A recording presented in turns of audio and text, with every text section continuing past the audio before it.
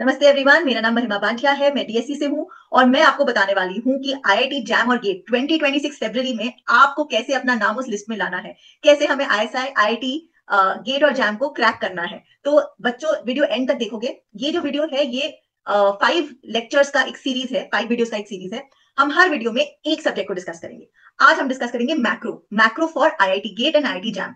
मैं आपको सब बताऊंगी कि मैक्रो का लेवल ऑफ डिफिकल्टी क्या है, कितने क्वेश्चंस आते हैं आईआईटी जैम और गेट में मैक्रो से, कौन से सब्जेक्ट से आते हैं, ऐसे क्वेश्चंस कैसी बुक से पढ़ा जा सकता है। और जितने आपके सवाल हैं अगर आप कमेंट्स में डालोगे, जो आपके सवाल होंगे उनका जवाब मैं दूंगी। तो एवरीबॉडी वंस अगेन वेलकम। और आप एक पेपर पेन लाइए, आप जो मैं आपको इन्फॉर्मेशन देती हूँ वो लिखिए, क्योंकि मेरा काम है आपको आईआईटी तक पहुंचाना। तो उसके लिए हम शुरू करेंगे बताने से कि सबसे पहले मैक्रो इकोनॉमिक्स में क्या इंपॉर्टेंस है for IIT JAM and IIT GATE. उससे पहले मैं बच्चों को बता दूं कि हम एड्यूशोर में एक paid course for crash course IIT GATE और जैम लाने वाले हैं 17 नवंबर से।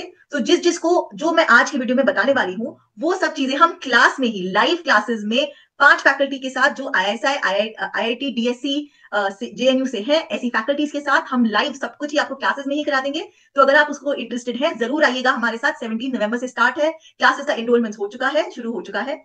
और अगर आपको मेरे साथ फ्री में ये सब जानना है तो एंड तक देखिएगा। मैं सब कुछ पूरा मैक्रो का कैसे करना है आपको अभी आज बता दूंगी, बिल्कुल क्लियरली आईआईटी के लिए।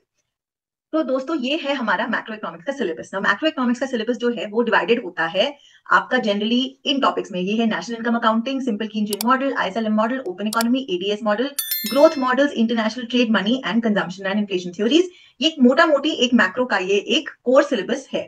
अब हम इनमें से सबसे पहले देखेंगे कि आईआईटी में क्या क्या आता है। तो ये हम करेंगे थोड़ा एड्यूशोर स्टाइल। एड्यूशोर स्टाइल से क्या मतलब हुआ, मैं आपको दिखाऊंगी कि हम ये अपनी क्लासेस में कैसे करते हैं, ताकि आपको थोड़ा आइडिया आए कि कैसे हम आसानी से ये चीज कर सकते हैं। तो सबसे पहले हम चलते हैं सिंपल कीनचिन मॉडल में। ना एड्यूशोर में आपको ये लिस्ट ऑफ क्वेश्चंस मिलते हैं, जिससे हमें पता चल जाएगा कि सिंपल कीनचिन मॉडल में आईआईटी में क्या हो रहा है। अब आईआईटी के क्वेश्चंस हमें हमारे कहां से आ रहे हैं। कंजम्पशन फंक्शन की, जो एक कंजम्पशन फंक्शन होता है, कीनजियन कंजम्पशन फंक्शन या सेविंग्स फंक्शन, सबसे पहला क्वेश्चन 2021 में आईआईटी से उससे आया था। फिर एक क्वेश्चन हमारा आया था इक्विलिब्रियम से 2022 में, कि इक्विलिब्रियम हमें निकालना है, कीनजियन क्रॉस में इक्विलिब्रियम कैसे निकलता है। फिर मल्टीप्लायर्स, इजी मल्टीप्लायर्स आए थे, ज्यादा मुश्किल नहीं आए थे, कीनजियन क्रॉस में ही। फिर एक और क्वेश्चन आईआईटी 2025 में भी आया है, मल्टीप्लायर्स इक्विलिब्रियम से ही। आईआईटी गेट में हमारे पास आया है क्वेश्चन मल्टीप्लायर से फिर से, और मल्टीप्लायर से आईआईटी जैम 2022 में भी एक क्वेश्चन आया है। आईआईटी दिल्ली को अभी हम छोड़ सकते हैं, बिकॉज आईआईटी दिल्ली का एग्जाम बाद में होता है, अभी नहीं होता है। तो बच्चों, ये क्वेश्चंस थे हमारे आईआईटी के फॉर एसकेएम। तो इससे हमें क्या समझ में आया। अब हम एक डॉक्यूमेंट बनाएंगे कि क्या चीज कहां ज्यादा इंपॉर्टेंट है। तो अब हमारा सबसे पहले हम लिखते हैं कि अब हम topic wise weightage in IIT GATE and JAM. तो उसके लिए सबसे पहले हमने खोला था एसकेएम। ओके, एसकेएम में हमने देखा कि मल्टीप्लायर्स पे बहुत सारे क्वेश्चंस थे। Okay, equilibrium and multipliers for the simple Keynesian model, also called the Keynesian cross. मतलब कि हम हर साल एटलीस्ट 1 क्वेश्चन हम इस टॉपिक से एक्सपेक्ट कर सकते हैं, और वो क्वेश्चन इजी ही रहता है। ओके, तो ये हमारा बैकग्राउंड हुआ कि अब हमें समझ में आ गया कि एसकेएम हमें जरूर पढ़नी है, और एसकेएम हमें बहुत ज्यादा डिफिकल्ट लेवल पे नहीं आती, इजी लेवल पे ही आती है। जैसे कि अगर आप इजी क्वेश्चंस कर लें सीयूईटी से, जेएनयू से, आईआईटी के अपने जो पुराने क्वेश्चन हैं, और जो इजी क्वेश्चंस आईएसआई डीएससी के भी जो इजी क्वेश्चन आते हैं, ज्यादा डिफिकल्ट कॉम्प्लिकेटेड जिनमें बहुत ज्यादा कॉम्प्लिकेटेड कैलकुलेशंस होती हैं, उनको ना करके जो बेसिक वाले क्वेश्चंस हैं, अगर वो हम करेंगे इन पेपर से, तो हमारा एसकेएम आईआईटी में हो जाएगा। अगर हम बुक्स की बात करें कि कौन से बुक से हम कर सकते हैं, तो जो सबसे इजी बुक है मैक्रो में वो है मैनक्यू, जो एक बिगनिंग में बहुत ही अच्छे से इस टॉपिक में हमें बहुत अच्छे से कंजम्पशन फंक्शन क्या होता है, कीनजियन मैक्रो इकोनॉमिक्स क्या होती है, इक्विलिब्रियम कैसे निकलता है। तो हम नोटिस करिए इसमें ज्यादा कॉम्प्लिकेटेड टॉपिक्स जैसे पैराडॉक्स ऑफ थ्रिफ्ट वो सब नहीं आया है। तो हम इसलिए हम ज्यादा कंसंट्रेशन हम बेसिक मैनक्यू पे कर सकते हैं, मैनक्यू से हो जाएगा, बेसिक क्वेश्चन से हमारा हो जाएगा। और कीनजियन मैक्रो इकोनॉमिक्स जो है वो मुझे लगता है कि फ्रॉयड में अच्छे से एक्सप्लेन है कि कीनजियन मैक्रो इकोनॉमिक्स होती क्या है, what which part of macroeconomics is called Keynesian, with what is classical, why is it different, why is it important. तो ये सब फ्रॉइड में अच्छे से गिवन है। तो मैनक्यू से और थोड़ी बहुत history of Keynesian and classical macroeconomics, ये अगर हम फ्रॉइड से पढ़ लेते हैं तो हमारी प्रिपरेशन काफी अच्छे से हो जाएगी। तो सबसे पहला टॉपिक था एसकेएम। अब अगले टॉपिक पे जाते हैं, continuation of SKM, IS-LM. IS-LM में हम आईएसएलएम के क्वेश्चंस खोलते हैं कि कौन कौन सा क्वेश्चन आईआईटी में आईएसएलएम से आया है। ऑलराइट, तो सबसे पहले हमने देखा, तो हम अपना डॉक्यूमेंट टैब खोल लेते हैं कि जो सबसे पहला क्वेश्चन था मेरा आईआईटी में वो आया है 2021 में आईएस कर्व से, कि आईएस कर्व कैसे शिफ्ट अप डाउन होता है। वो भी आईएस कर्व से कि आईएस कर्व अगेन कैसे शिफ्ट होता है, वो 2025 में आया। तीसरा क्वेश्चन आया है मेरे पास एलएम कर्व से कि लिक्विडिटी ट्रैप में क्या होता है। चौथा क्वेश्चन आया मेरा वापस एलएम कर्व में 2023 से कि पॉजिटिवली स्लोप एलएम कैसे शिफ्ट होता है। फिर क्वेश्चन आया मेरा 2025 में, ये है इक्विलिब्रियम और इजी मल्टीप्लायर में, कि ये क्वेश्चन बना आईएसएलएम का इक्विलिब्रियम और इजी मल्टीप्लायर पे, कि इक्विलिब्रियम और इजी मल्टीप्लायर कैसे निकलता है। फिर मेरा गेट में क्वेश्चन आया which is also on equilibrium and easy multiplier, IS and LM curve के बारे में। ये भी इक्विलिब्रियम इजी मल्टीप्लायर का है। एक और क्वेश्चन इक्विलिब्रियम का ही क्वेश्चन है for IIT JAM and IIT GATE. और एक और गेट का क्वेश्चन है, वो भी इजी मल्टीप्लायर पे है। ये थे हमारे questions for IIT GATE and JAM for the second topic which is the topic of IS and LM. अब हम जाते हैं ये देखने के लिए कि हमें अब ये टॉपिक से हम क्या सीखते हैं इससे। तो जो हमें सीख मिली कि हमारा जो फर्स्ट टॉपिक था एसकेएम, उसकी कंटिन्यूएशन में हमारा जो सेकंड टॉपिक है आईएसएलएम, वो भी आईआईटी के हिसाब से, IIT JAM and IIT GATE के हिसाब से ज्यादा मुश्किल नहीं है। हमारे जो क्वेश्चंस थे वो थे on how does the IS curve shift, क्यों शिफ्ट होता है, कैसे शिफ्ट होता है, कितने क्वांटिटी से शिफ्ट होता है, how LM curve upward sloping है, शिफ्ट कैसे होता है, लिक्विडिटी ट्रैप में क्या होता है, ये एलएम कर्व पे क्वेश्चंस थे। और फिर इक्विलिब्रियम, आईएसएलएम मार्केट में इक्विलिब्रियम कैसे निकलता है, और मल्टीप्लायर्स जिसमें usually fiscal policy, monetary policy की उनका क्या इफेक्ट है, and mathematically also. So important thing in IIT is कि ये हमने सब मैथमेटिकली भी हमें चाहिए, not just theoretically but mathematically the ability to take out equilibrium. तो हम क्लासेस में जब करते हैं, इसीलिए आईएसएलएम थ्योरेटिकली नहीं करते, जो बहुत सारे अलग अलग यूनिवर्सिटीज के सिलेबस में ये सब चीजें बहुत ही थ्योरेटिकली कराई जाती हैं, लेकिन आईआईटी में आने के लिए हमें ये सब मैथमेटिकली समझना पड़ेगा। इक्विलिब्रियम कैसे निकाला जाता है, मल्टीप्लायर कैसे निकाला जाता है, क्वांटिटी कैसे निकाली जाती है, क्योंकि एनएटी में भी काफी ऐसे क्वेश्चन आते हैं। तो इससे दिखाई दे रहा है कि अगेन एक क्वेश्चन एसकेएम का और एक क्वेश्चन आईएसएलएम का, दोनों ही ज्यादा मुश्किल नहीं, वो हमारे आईआईटी जैम और गेट में आते हैं। तो जैसे टॉपिक में एसकेएम में बात हुई थी कि अगर हम मैनक्यू जैसी बुक को फॉलो करें तो हमारा एक और क्वेश्चन आईएसएलएम का जो गेट एंड जैम से हो जाना चाहिए, हमारे लिए हो जाएगा। तो एवरीवन, अब हम चलते हैं हमारे तीसरे टॉपिक जो है ओपन इकोनॉमी ना। ओपन इकोनॉमी एक काफी लंबा टॉपिक है जिसमें आने को बहुत कुछ आ सकता है। तो हमें आईआईटी गेट और जैम के लिए क्या करना है, तो हमने देखा कि सबसे पहले ओपन इकोनॉमी में क्वेश्चन आया है एक्सचेंज रेट के ऊपर, कि अगर करेंसी अप्रिशिएट होती है, डिप्रिशिएट होती है, क्या होता है, कैसे होता है। तो एक्सचेंज रेट पे हमने क्वेश्चन देखा। फिर हमने क्वेश्चन और देखा सेम ही कॉन्टेक्स्ट में एक्सचेंज रेट्स के ऊपर। फिर एक आईआईटी में क्वेश्चन आया था जो हमने देखा कि on different different exchange rates arbitrage condition, कैसे हम, बेसिकली सिंपल क्वेश्चन है पर हमें एक्सचेंज रेट्स को यूज करके कुछ निकालना था। अगेन एक्सचेंज रेट्स पे क्वेश्चन था। क्वेश्चन हमने आईआईटी गेट में देखा, बैलेंस ऑफ पेमेंट्स का क्वेश्चन था ये, कि कौन से अकाउंट में, करंट अकाउंट, कैपिटल अकाउंट, कौन से अकाउंट में कौन सी वैल्यू आती है, ये हमें पढ़ना है। मल्टीप्लायर्स पे small open economy, floating exchange rate, तो ये आ गया मंडल फ्लेमिंग मॉडल। फिर आया आईआईटी गेट में क्वेश्चन आया कि फॉरेन इनकम अगर इंक्रीज होगी तो एक्सपोर्ट्स एंड इंपोर्ट्स पे क्या इम्पैक्ट पड़ेगा। फिर एक और मल्टीप्लायर्स पे क्वेश्चन आया जिसमें फ्लोटिंग एक्सचेंज रेट, मंडल फ्लेमिंग मॉडल का एक इफेक्ट था, क्वेश्चन था। उसके बाद एक और मंडल फ्लेमिंग मॉडल का क्वेश्चन आईआईटी गेट में, और एक आईआईटी गेट में एक और क्वेश्चन मंडल फ्लेमिंग मॉडल पे ही इक्विलिब्रियम निकालने से। सो ये सारे क्वेश्चंस थे आईआईटी गेट और जैम में for the Mundell Fleming model. तो अब हम कंटिन्यू करते हैं with our analysis, the same analysis for open economy. तो हमने क्या सीखा उसको लिख लेते हैं हम। हमारे सारे जो पेड कोर्सेज एडुश्योर के बच्चे हैं उन सबके पास ये डॉक्यूमेंट्स हैं, जिससे वो कभी भी वापस ये देख सकते हैं और अकॉर्डिंगली प्रैक्टिस कर सकते हैं। तो सारे ऐसे टाइप के क्वेश्चंस को आंसर करने के लिए आपको क्या क्या चाहिए वो सारा इन डॉक्यूमेंट्स में है। तो आपके बेनिफिट के लिए मैं यहाँ पे लिख देती हूँ कि ओपन इकोनॉमी जो हमारा थर्ड टॉपिक है उसमें कैसे क्वेश्चंस आए थे। तो ओपन इकोनॉमी में सबसे पहले थोड़े क्वेश्चंस एक्सचेंज रेट पे थे, जिसमें आपको एक्सचेंज रेट का appreciation, depreciation, purchasing power parity, इन सबको अच्छे से समझना होगा। उसके बाद नेक्स्ट हमारा कैपिटल अकाउंट करंट अकाउंट पे एक बैलेंस ऑफ पेमेंट पे बहुत सिंपल क्वेश्चन था कि capital account and current account पे में कौन सी हमारी एंट्रीज होती हैं। और उसके बाद मेनली जो क्वेश्चन आए थे वो मंडल फ्लेमिंग मॉडल से आए थे। ज्यादा कॉम्प्लिकेटेड कुछ नहीं आया है इसमें, बहुत ही सिंपल तरीके से आया है। तो अगेन हम मैनक्यू से ये पढ़ेंगे तो ये आसानी से बहुत चीजें हो जाएगी। मैनक्यू में मंडल फ्लेमिंग मॉडल जो है वो वाई ई प्लेन में दिया हुआ है, तो हम उसको अवॉइड करके हम ये टॉपिक डॉन बुश से भी पढ़ सकते हैं। ओके, तो डॉन बुश में जो मंडल फ्लेमिंग मॉडल है वो वाई आर प्लेन में दिया हुआ है, which is what we know. तो बेसिक्स के लिए हम मैनक्यू पढ़ सकते हैं, या फिर हम मैनक्यू को पूरी तरीके से हटा के हम ये टॉपिक सिर्फ डॉन बुश से ही पढ़ सकते हैं। याद रखें हमें बहुत सिंपल चीजें इसमें पढ़नी है, ज्यादा कॉम्प्लिकेटेड कुछ नहीं है। अपना एक्सचेंज रेट्स के बारे में पढ़ना है, अपना रेपरकशन इफेक्ट्स जो आपके डॉन बुश में जैसे दिया हुआ है वैसे करना है। क्या आपका उसमें ओपन इकोनॉमी में आने से जो भी आपका इफेक्ट पड़ता है मल्टीप्लायर्स पे, वो सब हमें पढ़ना है मंडल फ्लेमिंग मॉडल से। आपका physical expansionary fiscal policy, expansionary monetary policy, कैसे क्या इफेक्ट होता है, वो सब मंडल फ्लेमिंग मॉडल का जो पार्ट है वो आपको अच्छे से पढ़ना है। और basics of current account capital account वो अभी तक आए हैं। तो ये सब आए हैं अभी तक आईआईटी में ओपन इकोनॉमी से। तो ओपन इकोनॉमी से भी एक क्वेश्चन हम एक्सपेक्ट कर सकते हैं, और अगेन सिंपल क्वेश्चंस। तो ये सब चीज अभी तक जो हमने देखी है, the kind of questions that we have seen, questions basic है, ज्यादा जरूरी, ज्यादा डिफिकल्ट नहीं है। तो 3 टॉपिक हमने अभी तक डिस्कस किए हैं, और तीनों टॉपिक बहुत ही डुएबल है, जो आप आईआईटी में आपको ठीक से करके आने हैं, क्योंकि ज्यादा डिफिकल्ट नहीं है। डिफिकल्टी लेवल इजी है, तो मार्क्स आपको 100% इन टॉपिक्स में लाने हैं। All right, everyone. So 3 topics are done. And to recap, we've done SKM, ISLM, Open Economy, and we've discovered that all the 3 has basic questions, not very difficult questions, simple basic questions that if you know, you will be able to crack the questions of GATE and JAM.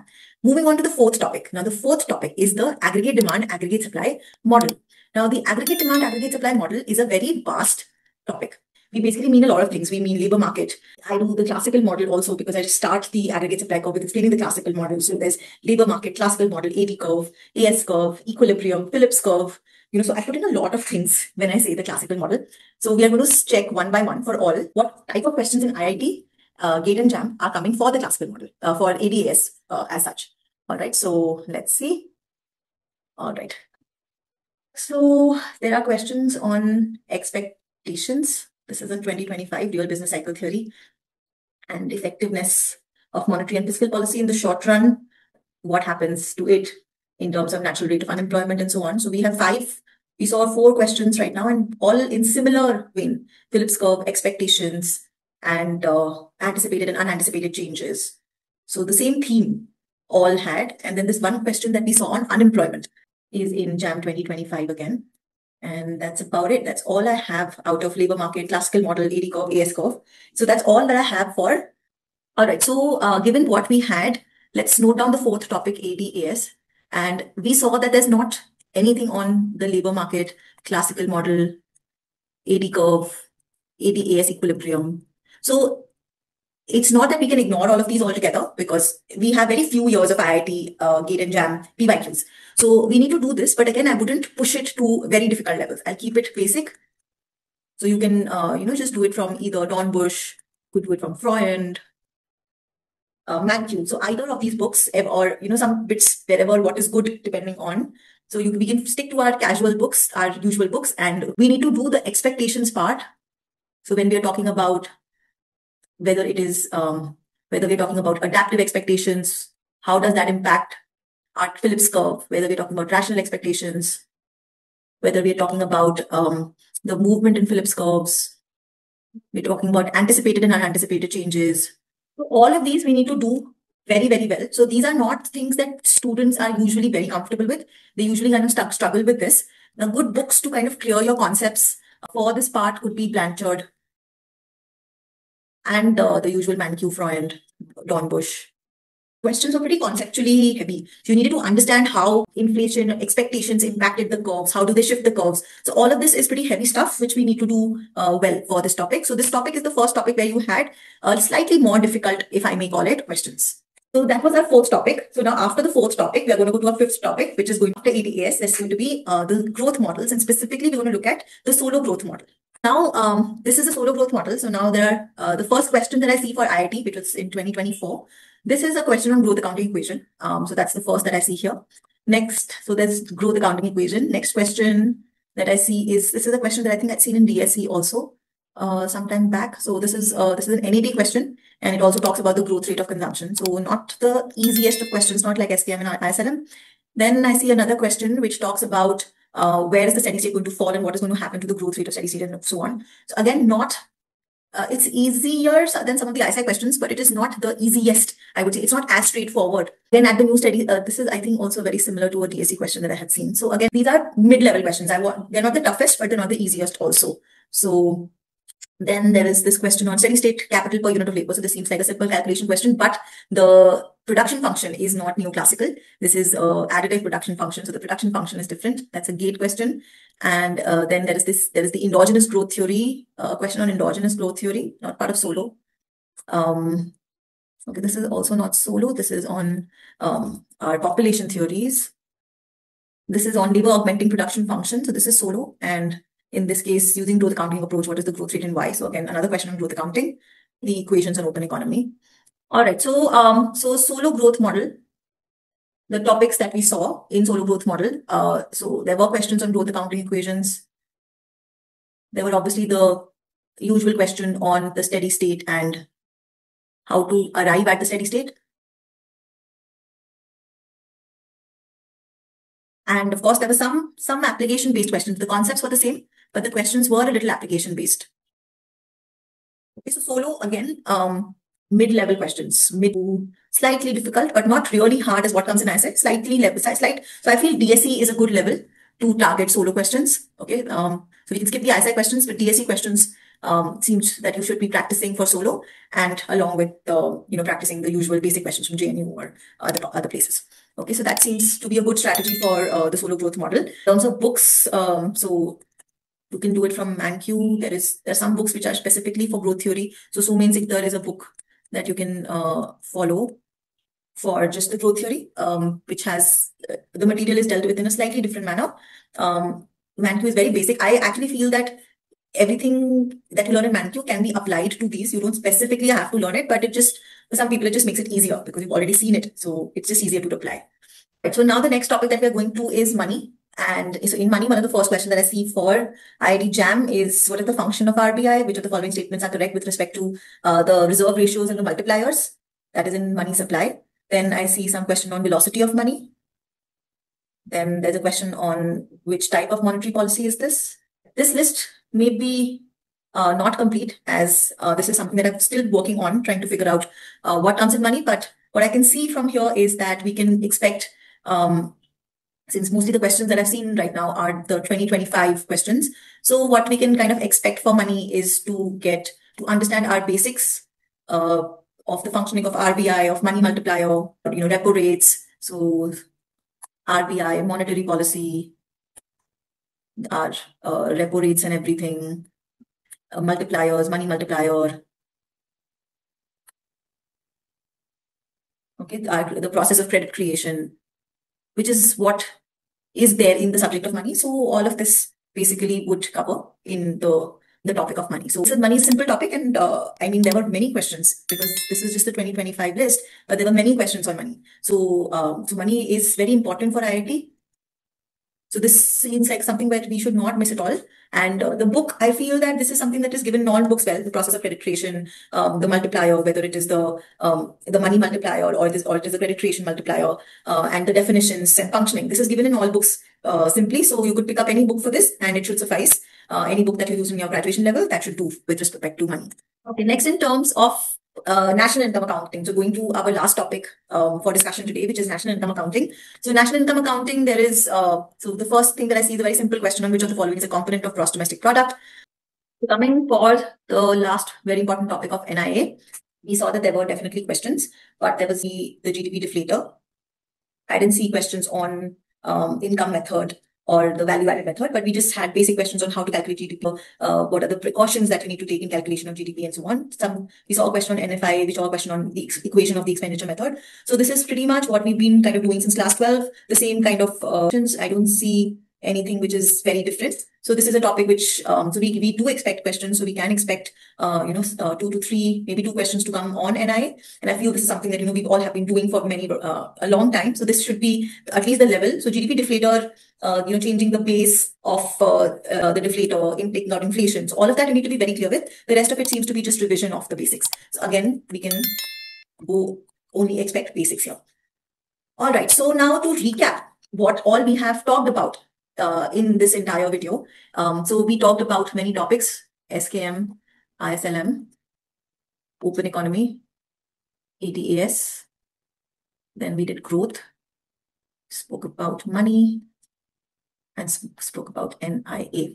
Okay. Now, out of this, at least as far as I observed right now, this was pretty doable with basic level questions. Some tricky questions, I would call it, in the part of expectations and Phillips curve. And I would also put growth in places where some tricky question came, which was the solo growth model. Money and NIA, again, fall under the basic category only. This, I feel, is a very comprehensive analysis of how macroeconomics has come till now. Of course, this is only that has happened till now. Last year, the IIT JAM paper was easier than earlier. Now, what's going to happen in 2026? I wish I could predict, but I can't. But this is the base to work on. कि ऐसे पढ़ना है आपको. हमें at least पुराने pattern के हिसाब से आपको ये 2 थोड़े ज्यादा टेक्निकली और अच्छे से करने हैं. ये बेसिक करने से हो जाएंगे. एटलीस्ट ये हमारा मैक्रो का अभी तक का पिछले सालों का एनालिसिस ये कहता है. So I wish you all the best. And आपको हेल्प करने के लिए मेरे पास एडुश्योर में IIT JAM GATE crash course and COET crash course है. वेयर ऐसे ही अच्छे से एनालाइज करके और अच्छे से ईच एंड एवरी क्वेश्चन को डिस्कस करके पूरी थ्योरी आपको समझा के प्रैक्टिस क्वेश्चंस देकर I am going to make sure that you are well prepared for IIT in every subject. So this is Mahima Bantia signing off, and please give me in your comments if you have any other questions about IIT, macroeconomics, or how to prepare, and I'll be very happy to answer them. All the best. Thank you so much for watching, and if you liked our video, please do subscribe to our channel. We keep releasing good videos which will help you in your preparation and keep you abreast of what is happening in this field. Thank you so much.